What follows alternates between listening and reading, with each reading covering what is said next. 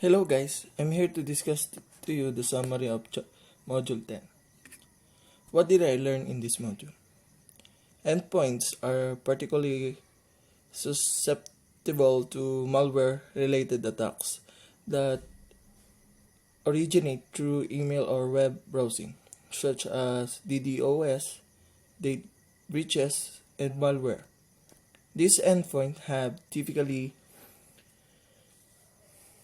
use traditional host-based security features such as antivirus, anti-malware, host-based firewalls, and host-based intrusion prevention system.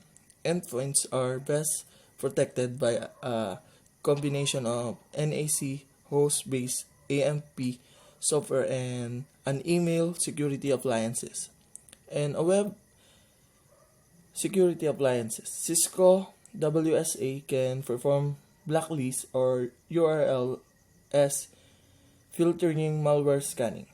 AAA control is permitted to assess a network, what they can do while they are there, and to audit what action they perform while assessing the network. If layer 2 is compromised, then all layers above it are also affected. The first step in mitigating attacks on the layer 2. Infrastructure is to understand the underlying operation. MAC address flooding attacks. Bombard the switch with fake source MAC address until the switch MAC address unknown unicast and begins to flood all incoming traffic out all port on the same LAN without referencing the frames set from one host to another on the local LAN or frames sent from one host to another on the local LAN or local LAN. A LAN hopping attack enables traffic from one LAN to be seen by another LAN without the aid of a router. A LAN double tagging attack is unidirectional and works only when the threat actor is connected to a port receiving double tagging allows. ARP attack. A threat actor sends a gratuitous ARP message containing a spoofed MAC address to a switch, and the switch update its MAC label accordingly now that the threat actor sends unsolicited ARP replies to other hosts on the subnet with the MAC address of the threat.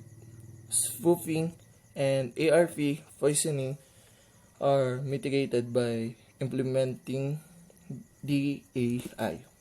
Address spoofing attack. IP address spoofing is when a threat actor hijacks a valid IP address of another device on the subnet or uses a random IP address MAC address. Spoofing attack occur when the threat actors alter the MAC address of their host to match another known MAC address of the target. CDP reconnaissance. CDP information is sent out CDP enabled port in periodic. The device receiving the CDP message update is be used by a threat actor to discover network infrastructure vulnerabilities to mitigate the explosion of CDP, limit the use. Hello guys, I'm here to discuss to you the summary of Module 11. All switch ports should be secure before the switch is deployed for production use.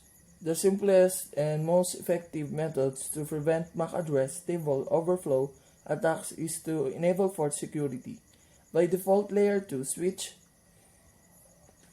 ports are set to dynamic auto thinking on. The switch can be configured to learn about MAC addresses on a secure port in one of three ways: manually, configured dynamically, learned, and dynamically learned strict key. For security, again, can be used to set the again time for static and dynamic secure addresses. On a port, two types of again are supported per port: absolute and inactivity. We have 5 steps to mitigate VLAN hopping attacks. The step 1 is disable DTP negotiation. Step 2, disable unused port. Step 3, manually enable the trunk link on a trunk port. Step 4, disable DTP negotiation on trunking ports. Step 5, set the native BLAN to a BLAN other than BLAN 1. The goal of DHCP starvation attacks is to create a denial of service DOS for connecting clients. DHCP spoofing attacks can be mitigated by using DHCP snooping on trusted ports. DHCP snooping determines whether DHCP messages are from an administrative, configure, trusted, or untrusted source. It then filter DHCP. Guys, I'm here to discuss to you the summary of Module 12. A wireless LAN is a type of wireless network that is commonly used in homes, office, and campus environment. Wireless networks are based on IEEE standards and can be classified into four main types: the WFAN, WLAN, WMAN, and W1. Wireless LAN technologies uses the unlicensed radio spectrum to send and receive data. Example of this technology are Bluetooth, WiMAX, cellular broadband, and satellite broadband. That IEEE 802.11 WLAN standards define how radio frequency are used to wireless link. WLAN network operate in the 2.4 GHz frequency band and the 5 GHz band. Standard ensure interoperability between devices that are made by different manufacturers. Internationally, the three organizations influence WLAN standards are the ITU/R, the IEEE, and the Wi-Fi Alliance. To communicate wirelessly, most devices include integrated wireless NICs that incorporate a radio transmitter receiver. The wireless router serves as an access point, switch, and router. Wireless clients use their wireless NIC to discover nearby IPs, advertising their SSID. The 802.11 standards identifies two main wireless topology modes: ad hoc mode and infrastructure mode. Tethering is used to provide quick wireless access. Hello guys, I'm here to discuss to you the summary of Module 13. Remote worker small branches office.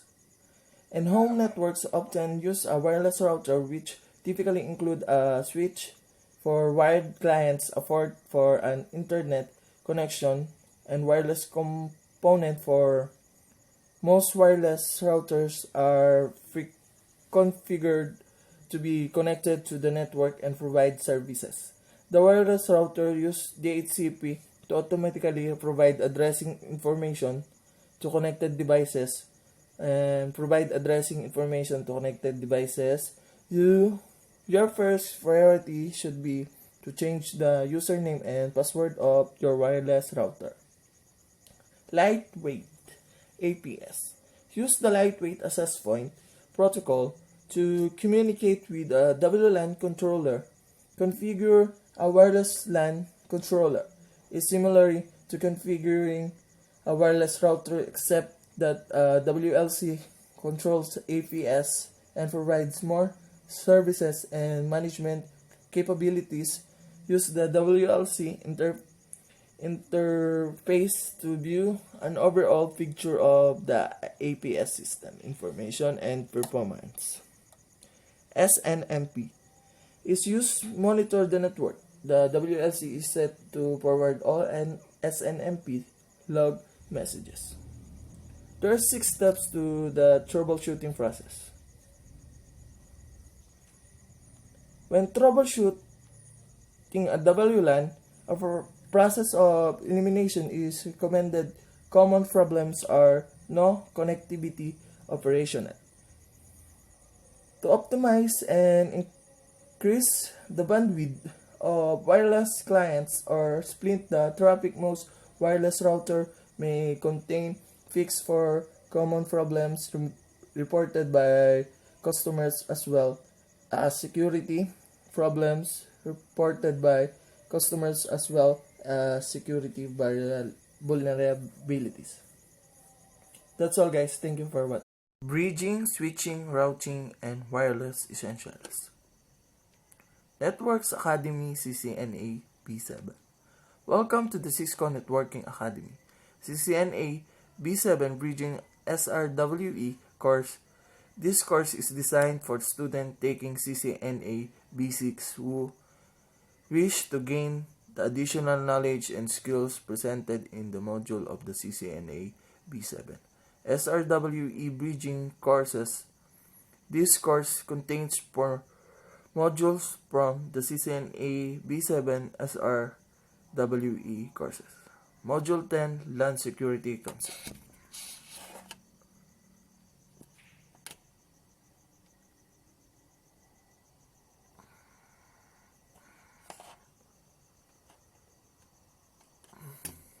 Introduction. Why should I take this module?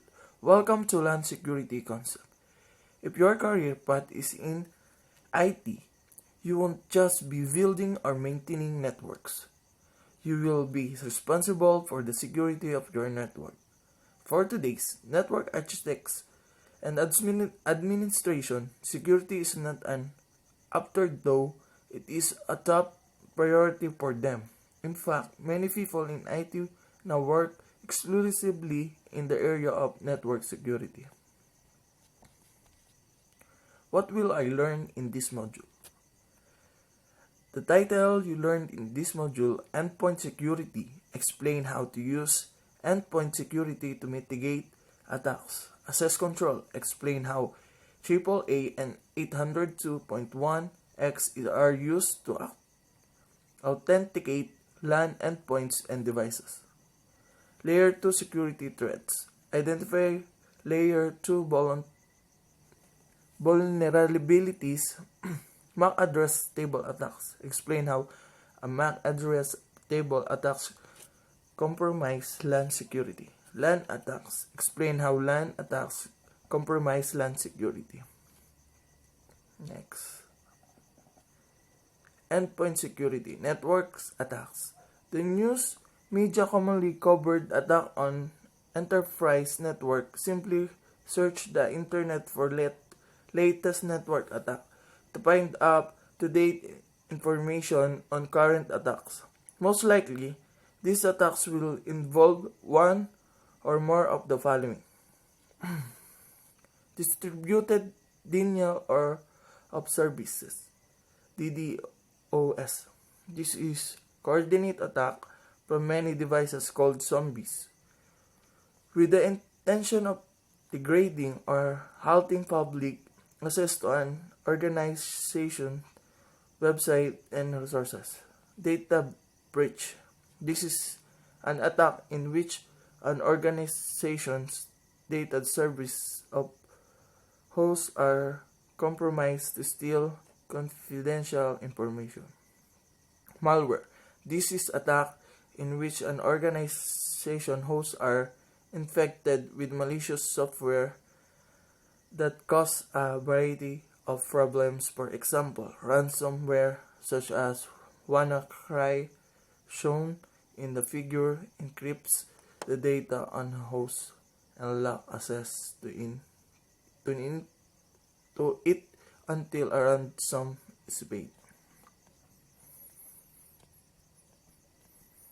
Network security device. Various network security devices are required to protect the network perimeter from outside access. This device could include a virtual private network (VPN), enable router, a next generation firewall, and network access control devices. A VPN enable router provides a security connection to remote user across public network and into the enterprise network. VPN service can be integrated into the firewall. NGFW. An NGFW provides stateful packet inspection, application visibility and control, a next generation instruction prevention system, advanced malware protection, and URL filtering. A NAC device included authentication, authorization, and accounting. AAA services in larger enterprises. These services might be incorporated into an applicants that can manage access policies across a wide variety of user and device types. This Cisco Identify Services Engine is an example of NAC devices. Endpoint protection. LAN devices such as switches, wireless LAN control, and other access point devices. Interconnect endpoint. Most of these devices are susceptible to the LAN-related attacks that are covered in this module. But many attacks can also originate from inside the network. If an internal host infiltrated, it can become a starting point for threat actors to gain access to critical system devices such as service and sensitive data. Endpoint are hosts which commonly consist of laptop, desktop, service, and IP phones, as well as employee-owned devices that are typically referred to as bring your own devices. Endpoints are particularly susceptible to malware-related attacks that originate through email or web browsing. These endpoints have typically used traditional host-based security features such as antivirus, anti-malware, host-based firewalls, and host-based instruction.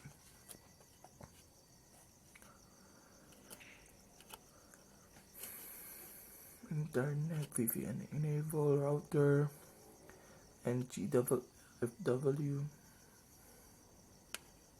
Cisco email security appliances. According to the Cisco Talos Intelligence Group, in June 2019, 85% all email sent was spam. Phishing attacks are a particularly virulence from of spam. Recall that phishing attacks entice the user to click a link or open an attachment. Search phishing targets high-profile employees or executives that may have elevated login credentials. This is particularly crucial in today's environment where, according to the SANS Institute, 95% of all attacks on enterprise network are the result of a successful spear phishing attacks. The Cisco ESA is device that is designed to monitor simple mail transfer protocol. Black known threats remediate against steal malware that evade initial direction, discard emails with bad links as shown in the figure. Block access to newly infected sites, encrypt connect and outgoing email to prevent data loss. Cisco Web Security Appliances. The Cisco Web Security Appliances is a mitigation technology for web-based threats. It helps organizations address the challenges of securing and controlling web traffic. The Cisco WSA combines advanced malware protection, application visibility, and control acceptable use policy control and reporting.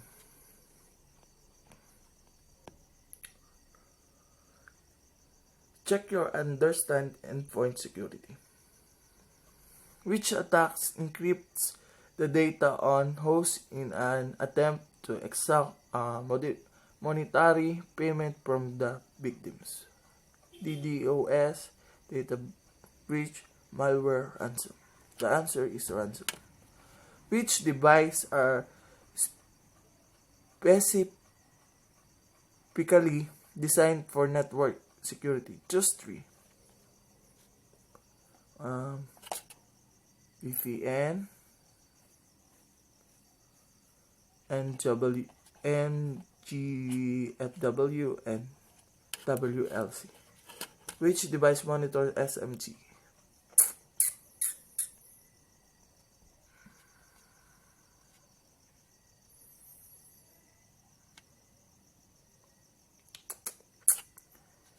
The last one, the second one. Next. Access control.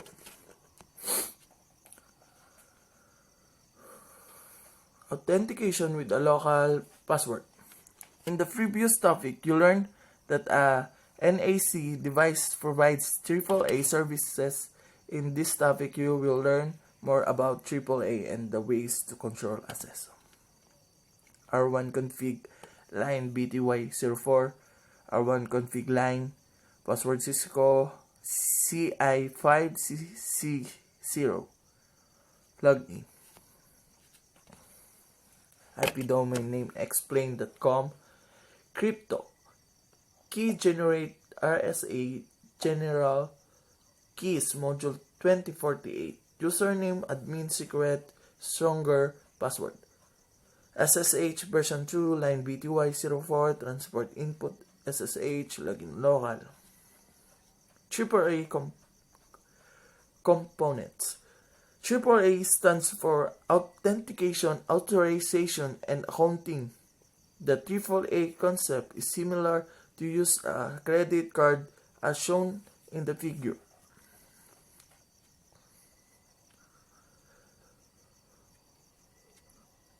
Authentication, local and service-based are two common methods of implementing AAA authorization.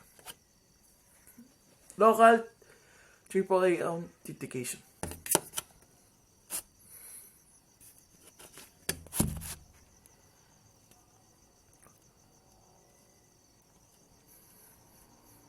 Authorization and accounting.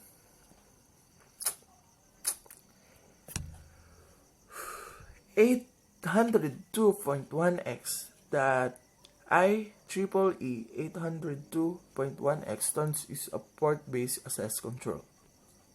Client supplicant. This is a device running 802.1x compliant client software which is available for wired or wireless device. Switch authenticator. The switch acts as an intermediate between the client and the authentication services. Authentication service. The service validates the identity of the client and notifies the switch or wireless access point that the client is or is not authorized to access the LAN and switch services.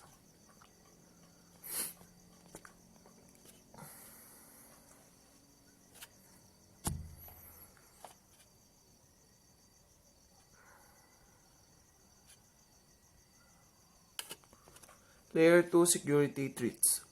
Layer 2 vulnerabilities. The previous two topics discussed securing endpoints. In this topic, we'll continue to learn about ways to secure the LAN by focusing on the frames found in the data link layer switches. Switch attack categories. Security is only as strong as the weakest link in the system, and layer 2 is considered to be that weak link. Layer 2 attacks. Switch attacks mitigation techniques.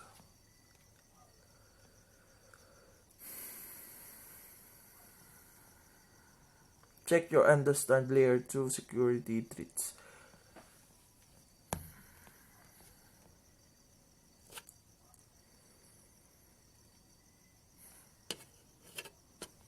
MAC address table attacks. In this topic, the focus is still on switches, specifically their MAC address tables and how these tables are vulnerable to attacks. MAC address table flooding. STP attacks. Port pass and BPDU guard. Recall that network attackers can manipulate the spanning tree protocol STP to conduct an attack by spoofing the root bridge and changing the topology of a network. To mitigate spanning tree protocol STP, manipulate attacks use port pass and bridge protocols data units BPDU guard. Port pass immediately brings an interface configured as a access or track port to the forwarding state from a blocking state, bypassing the listening and learning states applied to all end user ports. Ports pass should only be configured on ports attached to the end device. BPDU guard immediately errors disable a port that receives BPDU like port pass. BPDU guard should only be configured on interfaces attached to end device. In this figure, the access ports for S1 should be configured with port pass and BPDU guard. Trunk S1 and access port. Configure port pass. Port pass bypass the STP listening and learning states to minimize the time that access port must wait for STP to cover if port pass is enabled on a port connecting to another switch. There is a risk of creating a spanning tree loop. Port pass can be enabled on an interface by using the spanning tree port pass interface configuration command.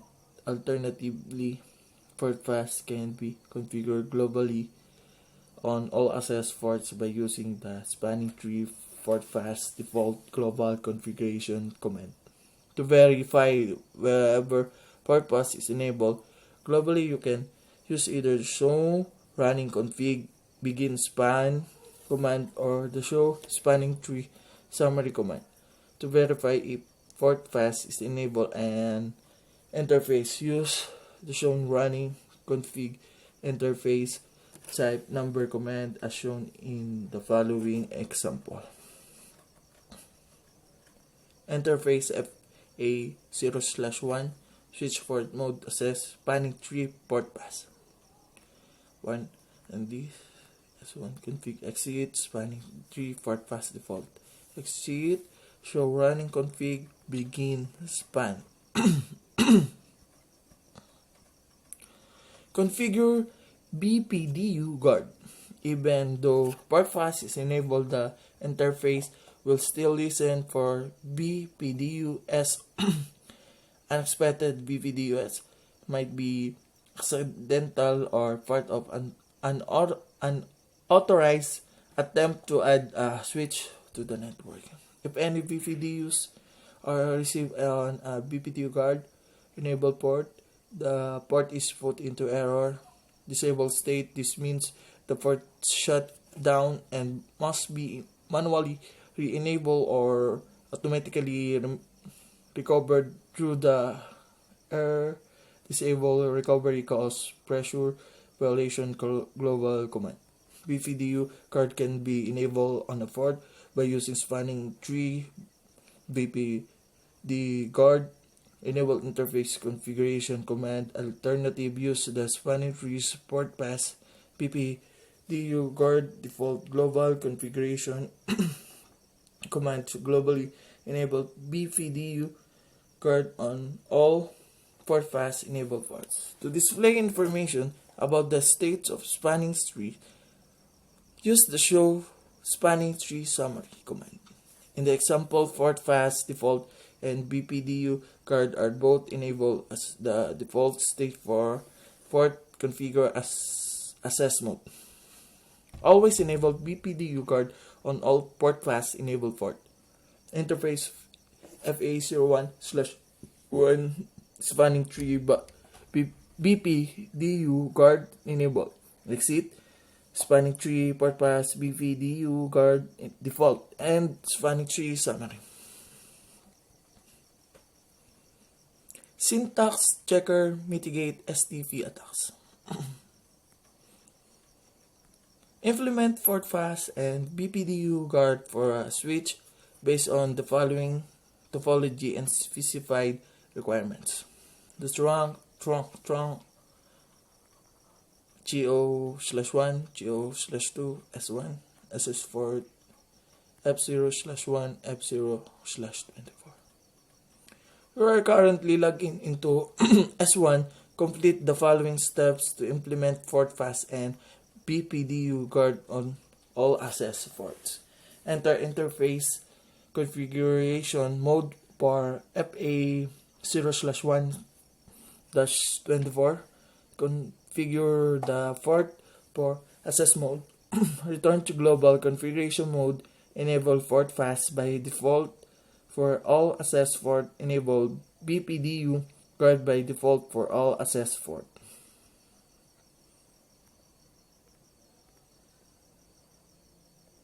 Module practice and quiz. In this packet tracer activity, you will secure use unused ports, implement port security, mitigate VLAN hopping attacks, mitigate DHCP attacks, mitigate ARP attacks, mitigate STP attacks, verify the switch security configuration. Switch security configuration. Secure unused port, implementation for security, mitigate VLAN hopping attacks, mitigate DHCP attacks. What did I learn in this module? All switch port interfaces should be secure before the switch is deployed for production. Use the security by default layer to switch port are set to dynamic auto trunking on. The switch can be configured to learn about MAC address on a secure port in one of three ways: manual, configure, dynamically learned, and dynamically learned strictly.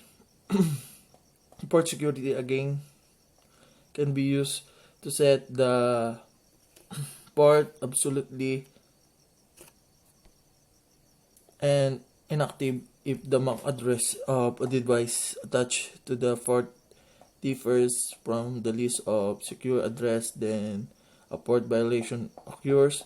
By default, the port enters the errors disabled state when a port is shut down and placed in the error disabled state. No traffic is sent or received on that port. To display port security settings for the switch, use the shown port security command.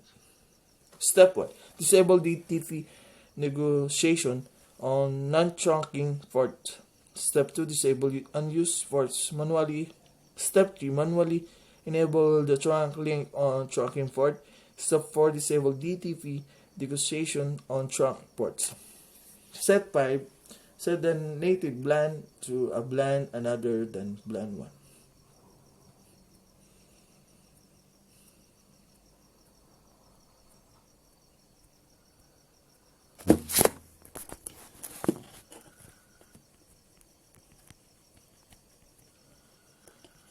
Show me. And check.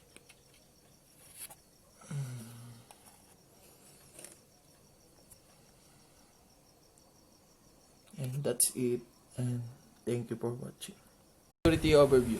WLAN is open to anyone within a range of an AP and the appropriate credential to associate with it.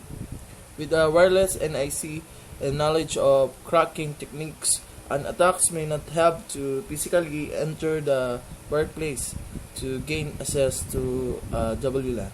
Attacks can be generated by outsiders, disgruntled employees, and even unintentionally by employees. Wireless networks are specifically susceptible to several threats, including interception of data. Wireless data should be encrypted to prevent it from being read by eavesdroppers.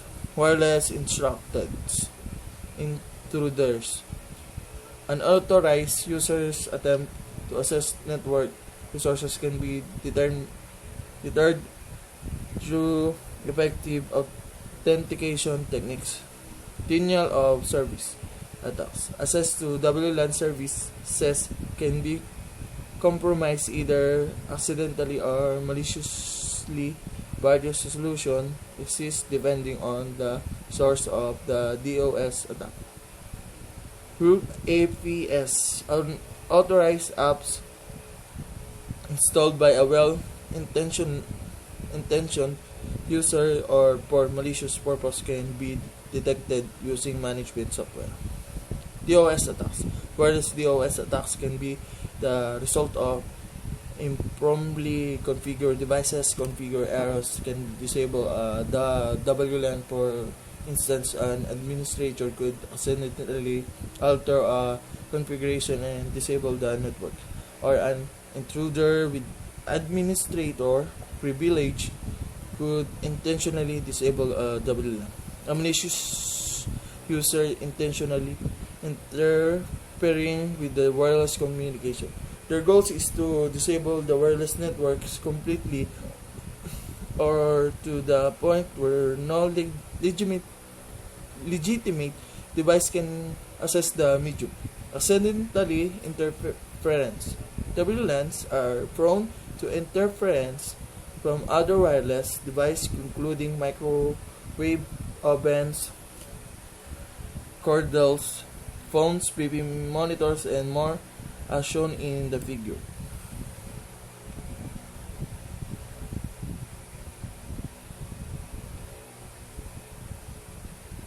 RUG access points. RUG AP is an AP or wireless router that has been connected to a corporate network without explicit authorized and against corporate policy. Man in the middle attack. In a man in the middle MITM attack, the hacker is positioned in between the two legitimate entities or order to read or modify the data that passes between the two parties.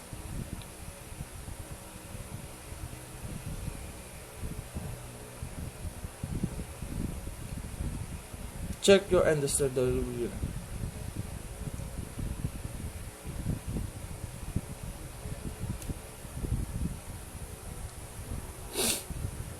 Secure WLANs.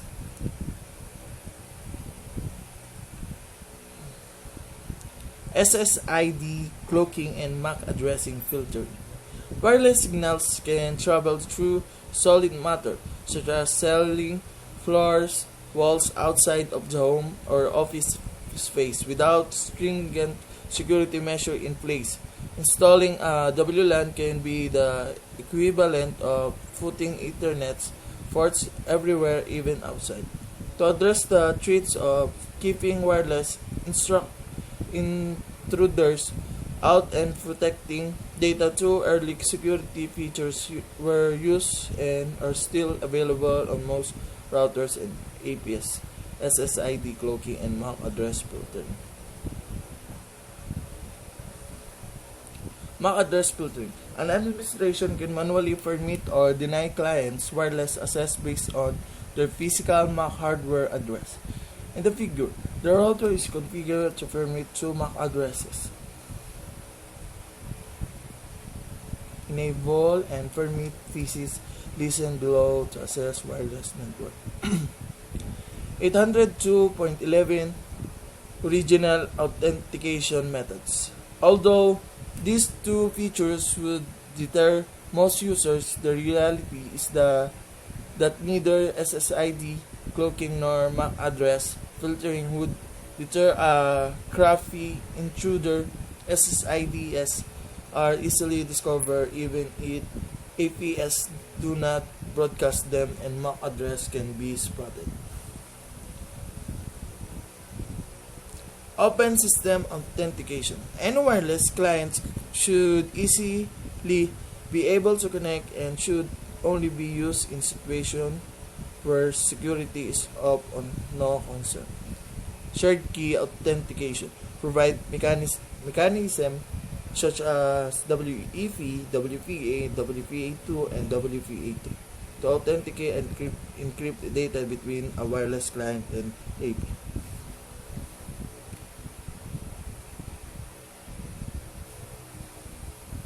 Shared key authentication method. There are 4 shared authentication techniques available. The wide equivalent privacy, the original 802.11 specification designed to secure the data using the reverse shifter form.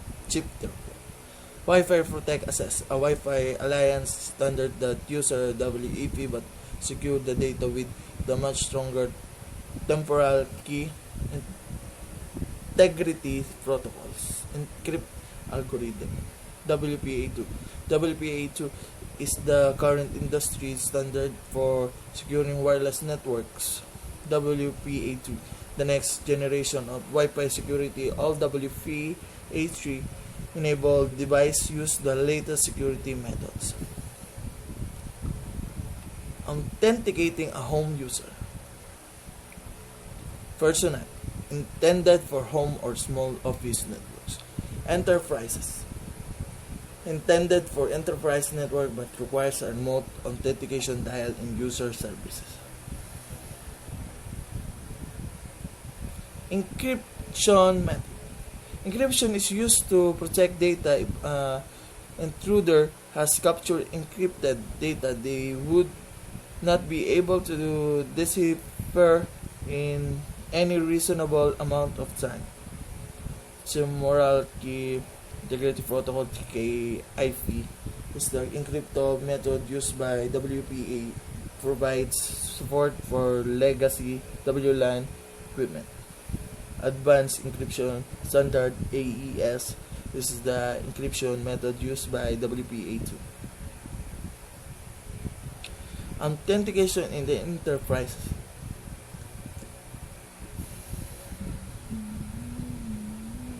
WPA3. At the time of these writing, devices that support WPA3 authentication were not readily available.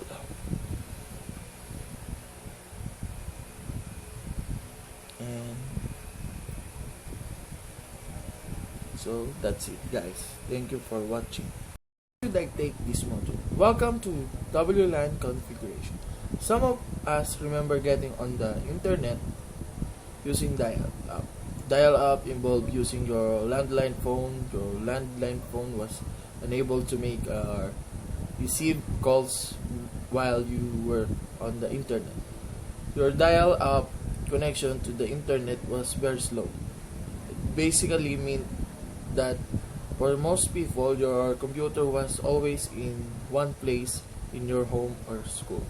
Then we were able to connect to the internet without using our landlines, but our computers were still hardwired to the devices that connected them to the internet. Today we can connect to the internet using wireless devices that lets us take our phones, laptops, and tablets almost anywhere. It's nice to have this freedom of moving, but it requires special and intermediary devices and a good understanding of wireless protocols. Want to know more? Then this is the module for you. What will I learn to do this module? Remote site WLAN configuration. Configure a WLAN to support remote site. Configure basic WLAN on the WLC. Configure a WLC WLAN to use the management interface and WPA2 PSK authentication. Configure WPA2 Enterprise WLAN on the WLC. Configure a WLC WLAN to use a LAN interface, a DHCP server, and WPA2 Enterprise authentication. Troubleshoot WLAN issue. Troubleshoot common wireless configuration issue.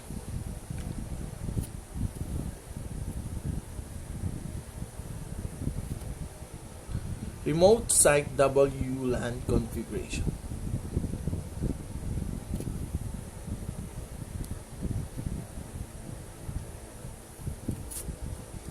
Hello everyone, it's time to get our computer hooked up to a network. In this video we're going to do a wired and wireless configuration using our Cisco wireless router.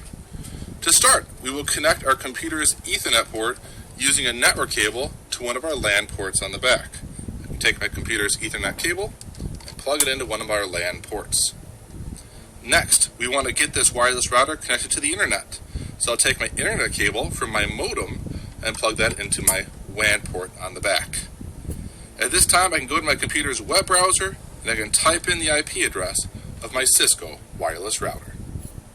If you do not know the default IP address of your wireless, The wireless router.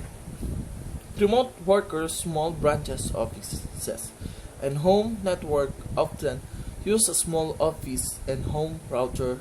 These routers are sometimes called an integrated routers because they typically include a switch for wired clients, a port for an internet connection, and wireless components for wireless client access as shown for the Cisco Meraki in the figure for the rest of time.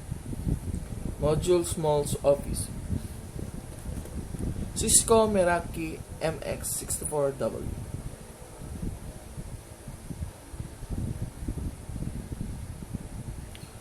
Plug in the wireless router. Most wireless routers are ready for service out of the box. They are configured to be connected to the network and provide services.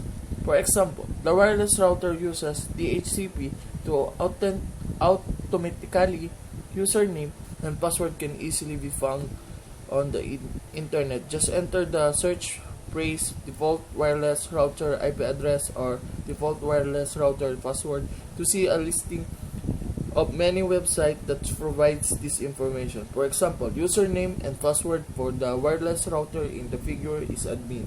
Therefore, your first priority should be to change these defaults for security reasons.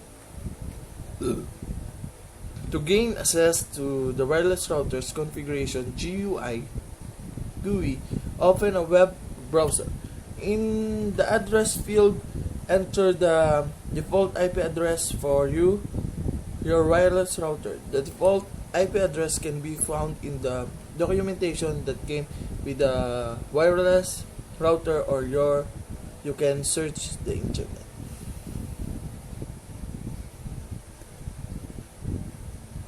Basic network setup. Basic network setup includes the following steps. Log into the router from a web browser. Change the default administrative password. Log in with the new administrative password, change the default DHCP IPv4 addresses, renew the IP addresses, log into the router with the new IP addresses. Log into the router from a web browser. After logging in a GUI, opens the GUI will have tabs or menus to help you to various routers configuration tasks. Change the default administrative password. To change the default login password, find the administration portion of the router's GUI. In this example, administration tab was selected. And next is log in with the new administrative password. After you save the new password, the wireless router requests authorization again. Enter the username and new password as shown in the example. Click this tab. And change the default DHCP IPv4 addresses.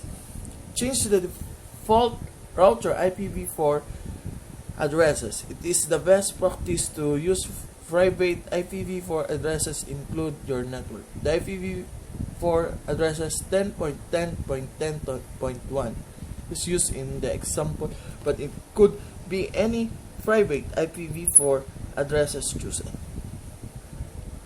Renew the IP address. When you click save, you will temporarily lose access to the wireless router. Open a command window and renew your IP address with the ipconfig renew command as shown in the example. And next is log into the router with the new IP addresses.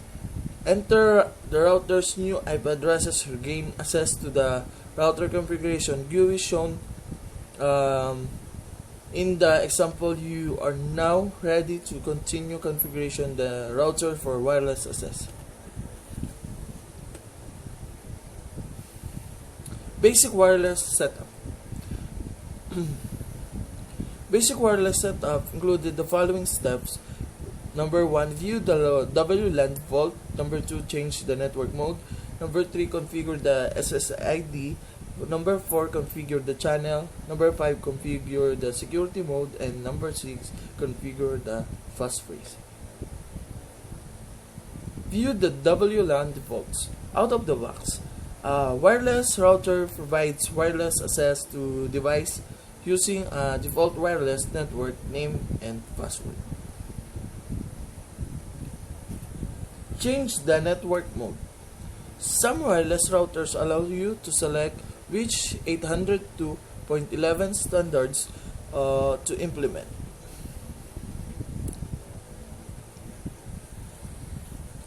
Configure the SSID. Assign an SSID to the WLAN's office nets. Is used in the example for all 3 WLANs. The wireless router announces its presence by sending broadcasts inserting its SSID. This allows wireless hosts to automatically discover the name of the wireless network. If the SSID broadcast is disabled, you must manually enter the SSID on each wireless device that connect to WLAN.